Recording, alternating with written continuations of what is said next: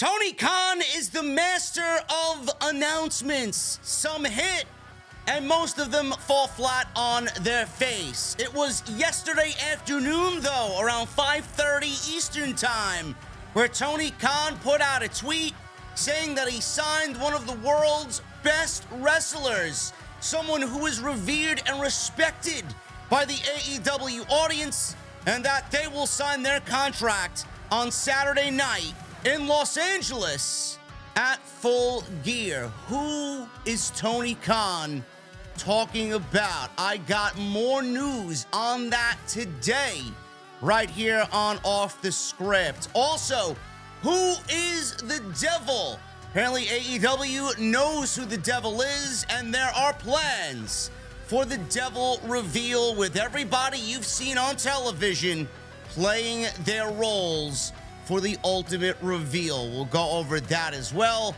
MJF and Kenny Omega, who asked for the match and what was the reason why they did it on Collision. And I got some WWE news. They are going international for Backlash once again in 2024. All this plus so much more right here on Off the Script. We will start with Tony Khan. One of the world's best wrestlers has come to terms with AEW, and they will sign their contract at Full Gear. Tony Khan dropped some big news on Twitter regarding a wrestler who signed with AEW. Khan stated that AEW has agreed to terms with one of the world's best wrestlers who is known and respected by virtually every AEW fan. Tony Khan also stated that this person would be at Full Gear to sign their official AEW contract. There were no other hints given, but for those wondering if any of the recently released WWE stars could show up at the pay-per-view, that will not happen. It will not be Mustafa Ali. It will not be Dolph Ziggler. It will not be Eric Bugenhagen or Boogs. It will not be Dana Brooke. I know everybody's looking for Dana Brooke to show up at AEW, man. Oh, my goodness. What's worse, Dana Brooke or Eva Marie? It's about even, right? It's about even there. Listen, all joking aside, Dana Brooke should go to Impact. I think she'll do fantastic over there. None of these men or ladies are going to show up for AEW. Why? Because they're bound to a 90-day non-compete. And they will have until the end of December to maybe show up. Now, if we're talking about World's End, that's a different story. So that will be another topic for a different day. It will not be any of those people here on Saturday night.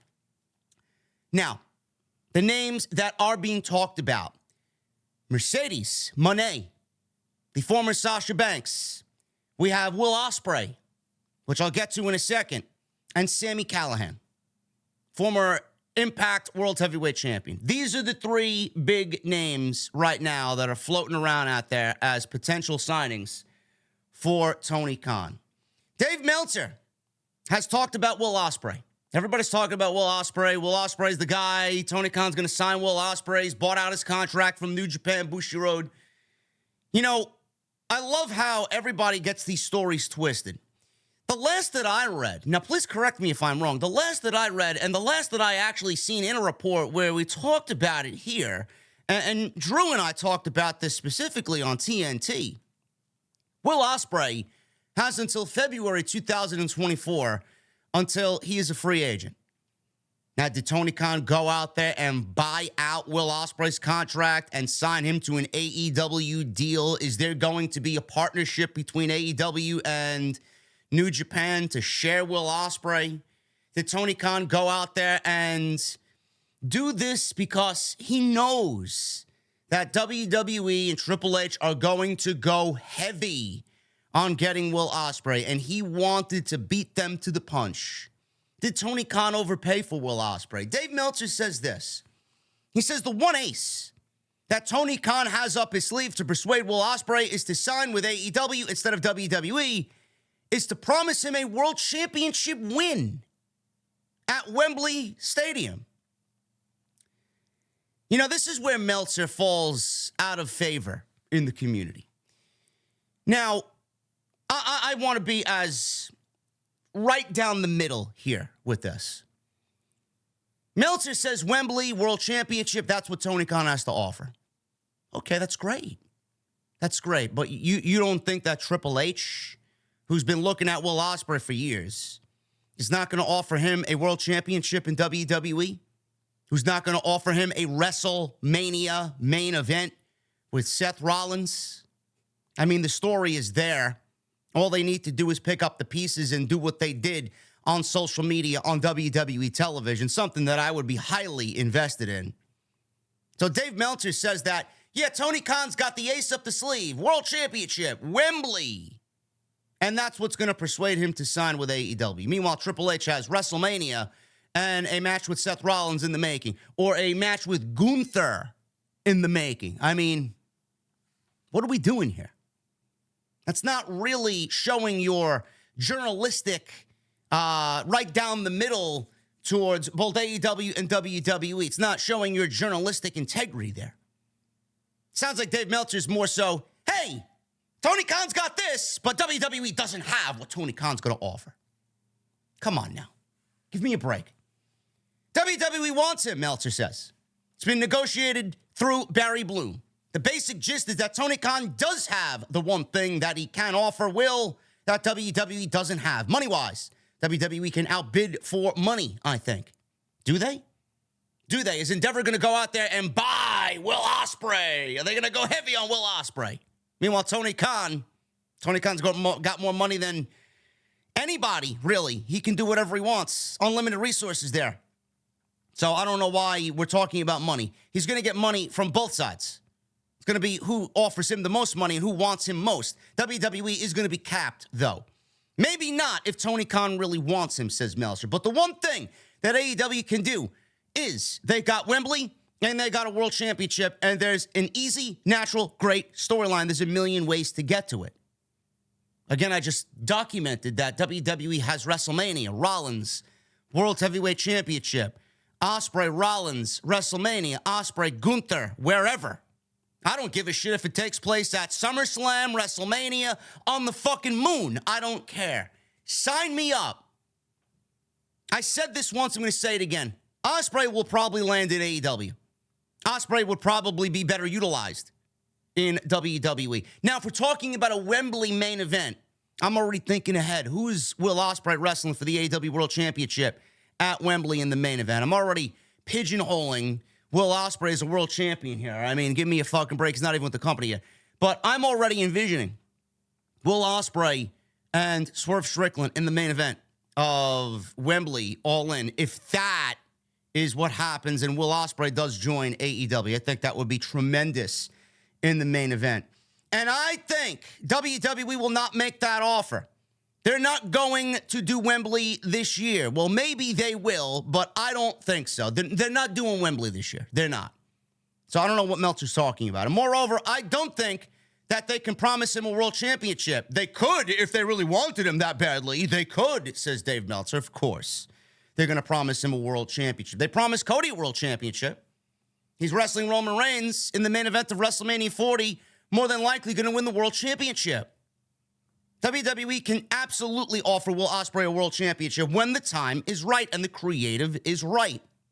But Tony could do it much more easily because WWE probably has its ducks in a row and would consider him more unproven, whereas AEW, I don't think that they would ever consider him unproven because of the success in Japan. In WWE, it's like if you don't have the success here in WWE, it doesn't count as much. That's why I'm saying that's one ace up Tony's sleeve when it comes to Will Ospreay. Pardon my cat crying. She wants Will Ospreay in WWE as well. I don't think Meltzer truly understands that Vince is gone. If there's one person that knows what Will Ospreay is capable of, it is Triple H. Now, is Will Ospreay going to wrestle the style that he wrestled in Japan in WWE? No, he's not. He's not. But they're not going to completely transform him. They're not going to clip his wings. They're going to let Will Ospreay go in there and do what he usually does, but at a minimum. He's not going to go in there and have a Kenny Omega match that he had at Forbidden Door. It's not going to do that. You're not going to be seeing burning hammers. You're not going to be seeing fucking poison ranas. You're not going to be seeing V-triggers out the ass. It's going to be a more toned-down version of Will Ospreay, but that's not a bad thing because it's going to save his career, and it's going to make his career longer because of the style that he works. How long can he keep up doing that in AEW? So that's just one positive. Triple H is not going to clip his wings. Did they clip AJ Styles' wings? I mean, maybe a little bit, but I mean, they didn't really take anything away from him. He's still AJ fucking Styles. Let's not go out there and say that WWE is going to overall transform these people because they did something somewhere else and they're going to be completely different in WWE. Is Gunther different? Maybe compared to the indies, but he's a more refined version of himself, yes? And how good is Gunther? Has Gunther had a bad match? Just think that way with Will Ospreay. Will Ospreay doesn't have bad matches. And Will Ospreay's not going to have a bad match in WWE. The only thing that's going to be a holdup here is cash and creative. That's it. And then obviously where Will Ospreay wants to move. Is he going to stay in the United Kingdom or is he going to go and move to the United States? I don't know. I don't think it's Will Ospreay unless Tony Khan has fucking did the unthinkable and said, fuck you, Paul Levesque.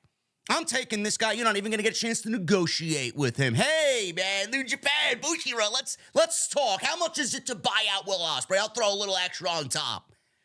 I don't know. Or we could go with the regular opinion here and the more logical opinion, Mercedes Moné. I think she signed, sealed, and delivered, and they're going to make the formal announcement on Saturday in Los Angeles, where I believe she lives, or she lives in Orlando. I think she lives in Orlando, but she's very prominently in LA. So I think it's Mercedes, and I think Mercedes is joining AEW. There's always a chance that Mercedes could go back to WWE now that Triple H is in charge, but nothing's really changed over there yet. Maybe Mercedes wants to get her feet wet over here and then give that some more time. I do think that she will end up back there when all is said and done. I mean, she's just so young.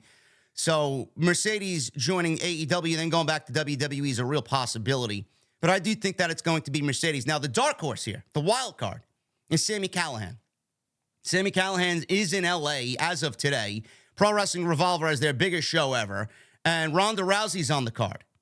So I want to keep you guys in the loop here. Sami Callihan and him being signed here could really be a possibility because I do think that he will end up in AEW as well.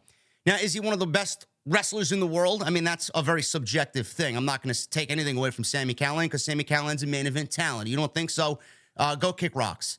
Sami Callihan, one of the best pro wrestlers in the world. I mean, I don't really see circles talking about Sami Callihan in that light, but he can obviously go out there and fucking do whatever he's got to do. He's fucking fantastic. But I don't think it's him either. I'm going to lean on Mercedes here.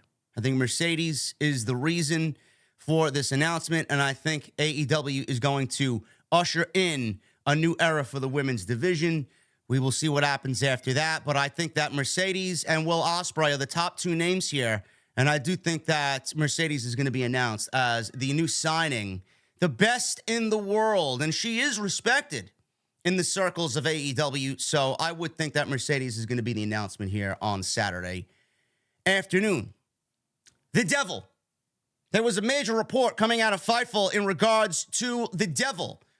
One recent Fightful show happened, and there were a panel of people on Fightful speculating whether or not the people that have been under the mask in the segments are actually who is planned for the eventual reveal. Multiple sources reached out to confirm that is the case, and that several people within the company know the identities of the Devil servants, but have done well at keeping it quiet.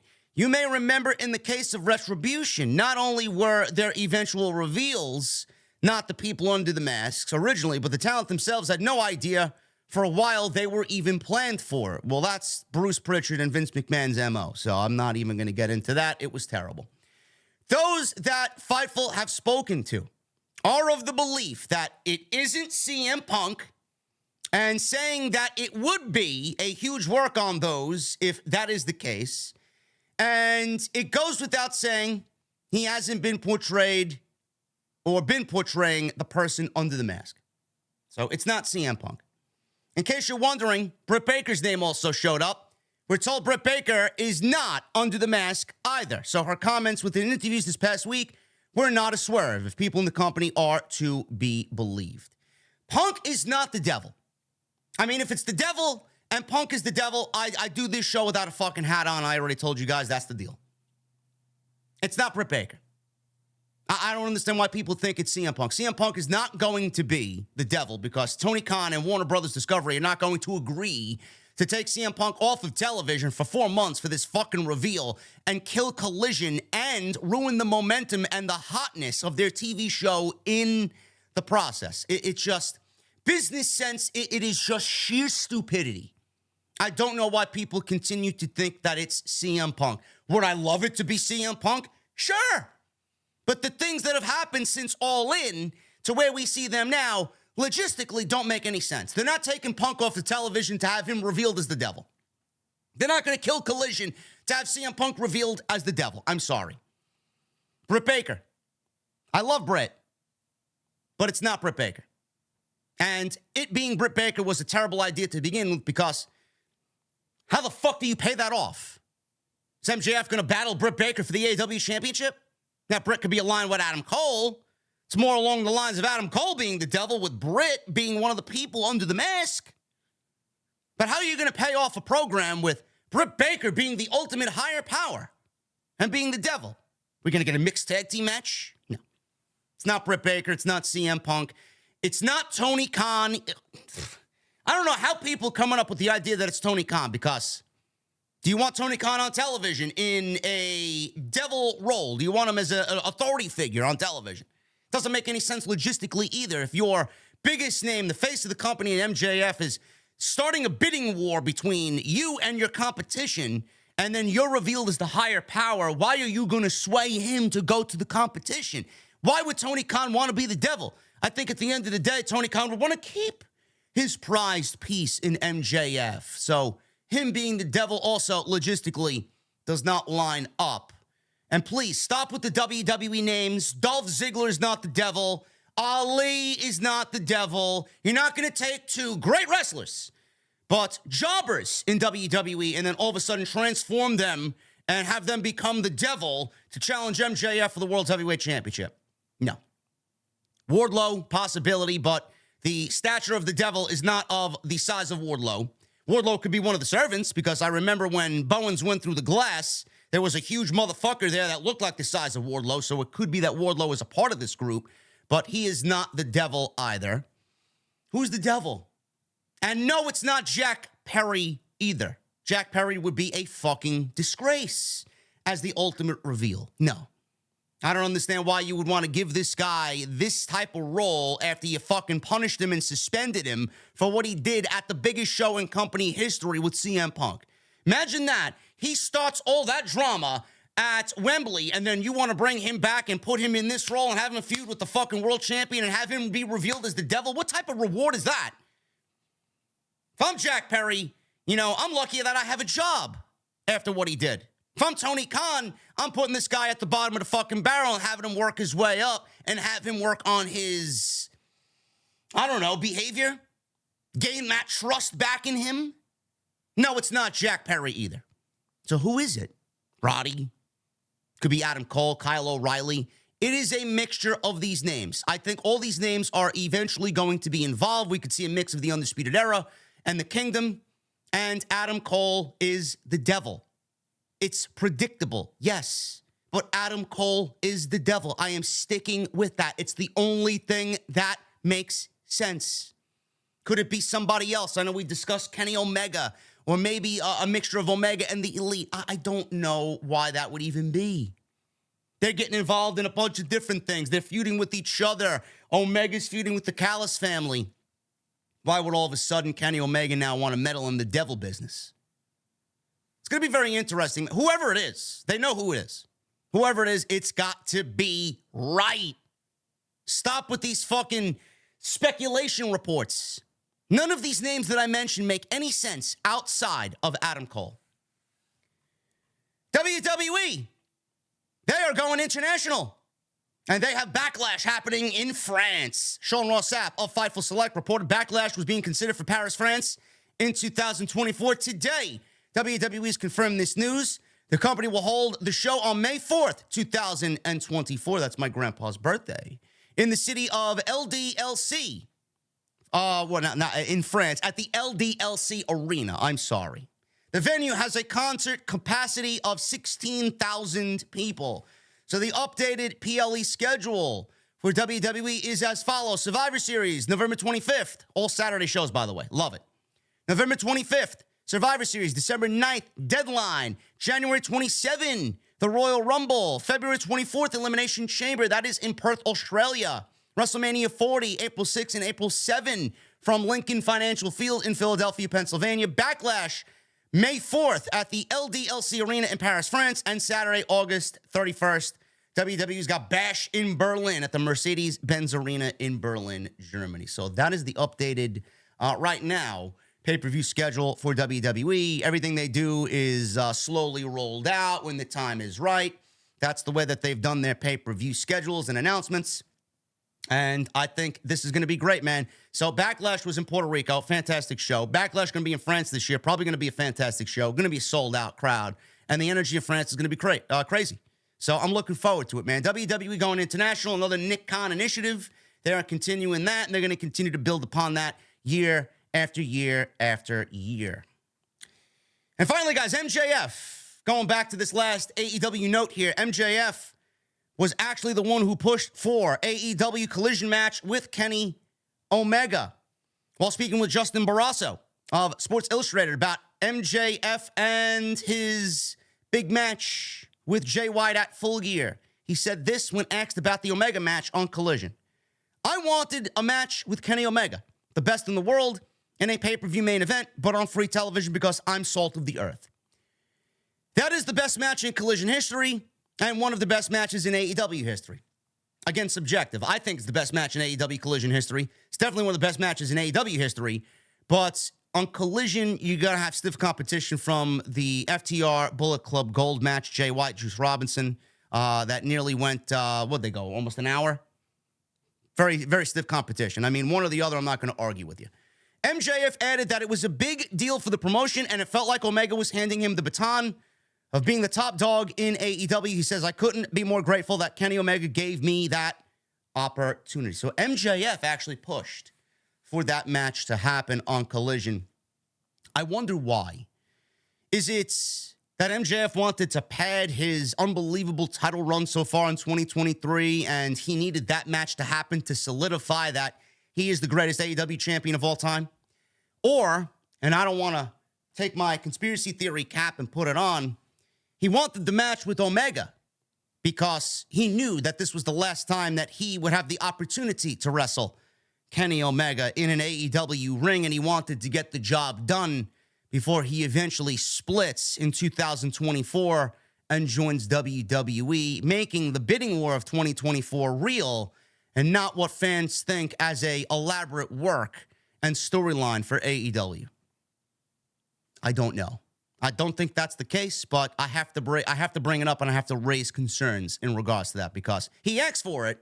It didn't happen on pay-per-view like everybody wanted, and there'll be a time to revisit it for sure. I don't know what the winner of the Continental Classic is going to get. Kenny Omega could absolutely win that tournament and get a match against MJF if still the champion by winning the Continental Classic, their version of the G1. We will see.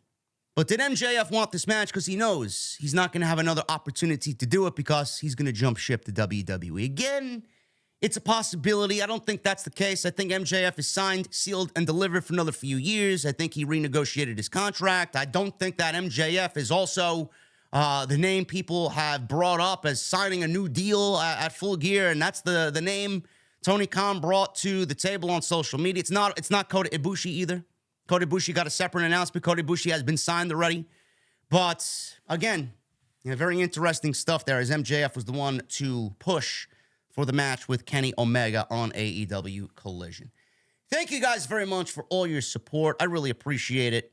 And if you did enjoy the content here, make sure you hit that thumbs up, hit that subscribe button down below, turn on the bell for notifications. Go check out all the other content, including my AEW Dynamite coverage from last night with Jesse, Go check that out on the homepage right now, and everything else that you might have missed on the channel, everything you need is right there on the homepage. I'll be back with more news this week, and then obviously we got a major Friday night with AEW Collision going head-to-head with Friday Night SmackDown.